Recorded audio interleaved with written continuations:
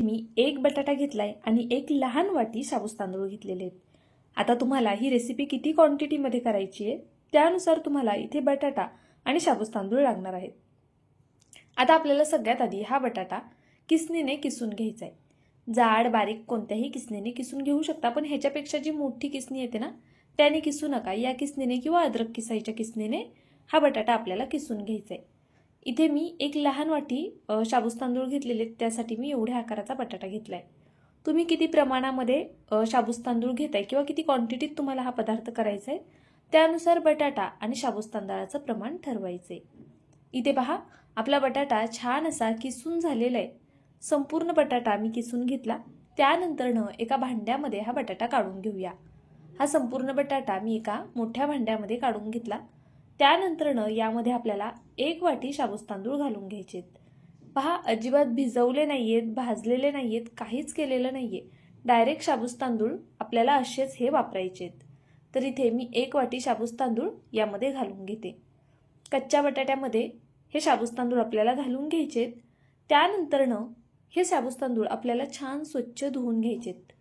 तुम्हाला प्रश्न पडला असेल, कच्चा बटाटा आणि सोबत कच्चे शाबूस तांदूळ यापासून कसं बरं हे होणार, शाबूस तांदूळ न भिजवता कशी ही रेसिपी करू शकतोय। तर पहा, आता आपण आधी ना हे शाबूस तांदूळ छान पाण्याने धुवून घेऊया।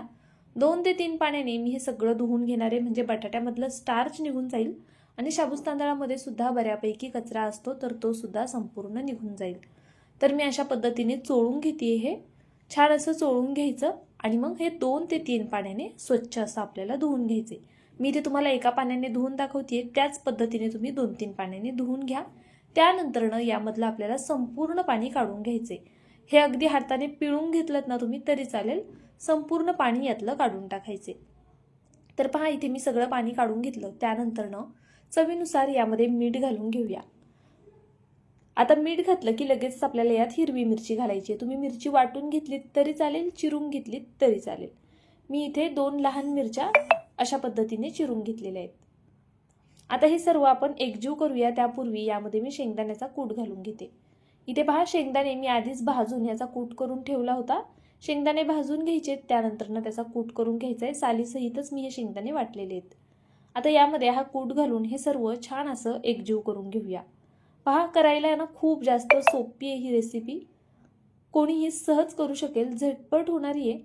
त्याचबरोबर उपवासाला आपण नेहमीच काहीतरी वेगवेगळं करत असतो, एकदा ही रेसिपी करून पहा, तुम्हा सगळ्यांनाच खूप जास्त आवडणार आहे।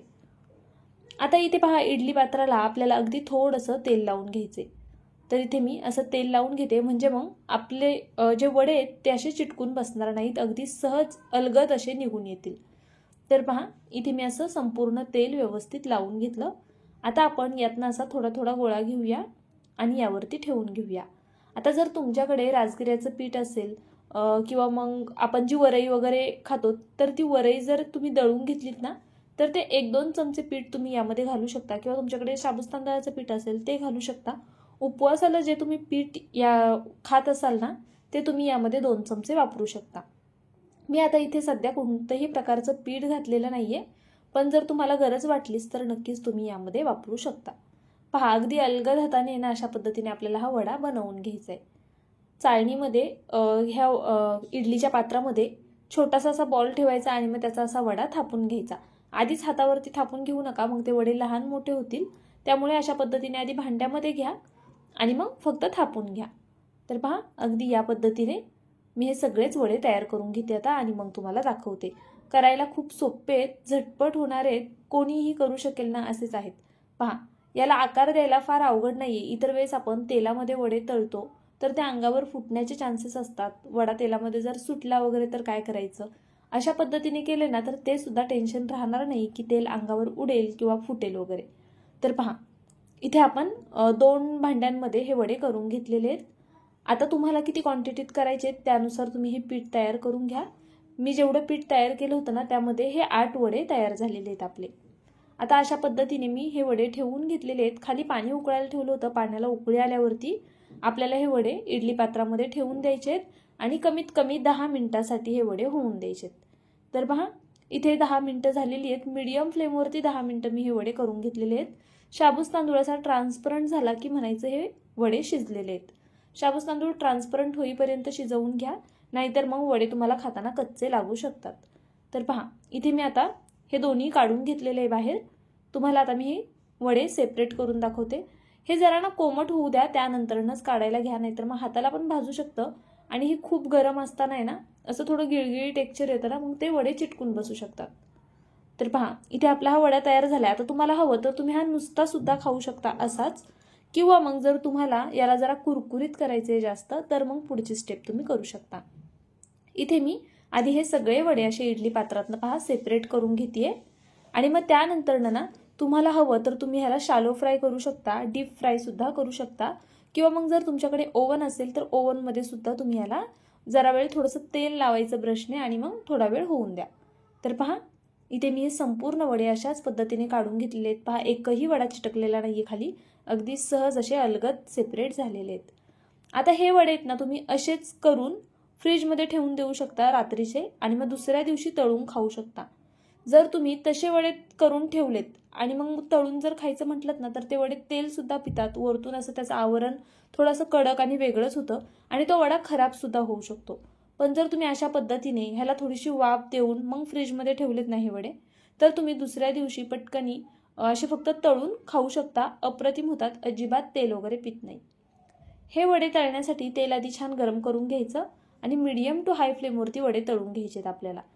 अगदी बारीक गॅसवर तळू नका, हे वडे ऑलरेडी शिजलेले आहेत, फक्त ह्याला क्रिस्पी कुरकुरीत करायचे. त्यामुळे आपण ह्याला जरा मोठ्या गॅसवरच छान असा गोल्डन सोनेरी रंग येईपर्यंत तळून घेऊया. ही स्टेप तुम्ही आता जर तुम्हाला जॉबला जायचे किंवा असं काहीतरी असतं की सकाळी घाईमध्ये लवकर करायचेत आणि खिचडी खायची नाहीये, वडे खायचेत, पण सकाळी एवढ्या घाईमध्ये कधी वडे बनवणार आणि कधी ते थापणार, कधी तयार होणार, मग तुम्ही हे सगळे ना आदल्या दिवशी करून ठेवू शकता आणि मग दुसऱ्या दिवशी फक्त तळायचेत आणि डब्यात भरून न्यायचेत. पहा, अगदी मस्त होतात, अजिबात तेलकट होत नाहीत, खायला सुद्धा खूप छान लागतात आणि अगदी कुरकुरीत असे हे वडे तयार होतात. आता व्हिडिओ इथपर्यंत पाहिला आहे, थोडा जरी आवडला असेल तर प्लीज लाईक नक्कीच करा. जे जॉबला जाणार आहेत ना त्यांना नक्कीच हा व्हिडिओ शेअर करा. त्याचबरोबर तुमच्या मित्रमैत्रिणींना सुद्धा हा व्हिडिओ शेअर करायला विसरू नका. झटपट होणाऱ्या रेसिपीज आपल्या चॅनलवरती मी दाखवण्याचा प्रयत्न करत असते. त्याचबरोबर काहीतरी नवीन कसं तुम्हाला दाखवता येईल याचा सुद्धा माझा नेहमीच प्रयत्न असतो. भरपूर अशा आपण रेसिपीज अपलोड केलेल्या आहेत उपवासाच्या, जर तुम्ही पाहिल्या नसतील तर त्या सुद्धा नक्की पहा. बघा, इथे मी मोठ्याच गॅसवरती दुसरी सुद्धा बॅच अशाच पद्धतीने तळून घेतलेली आहे. आता हे वडे आपण काढून घेऊया.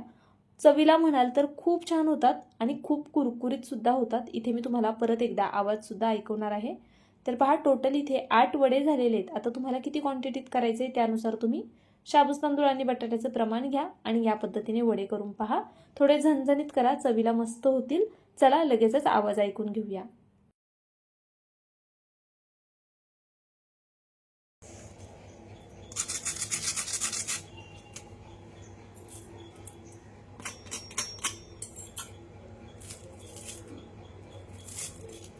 झालेत ना अप्रतिम. तुम्ही सुद्धा नक्कीच ट्राय करा. चला उद्या पुन्हा भेटूया अशाच एका छानशा रेसिपीसोबत. बाय.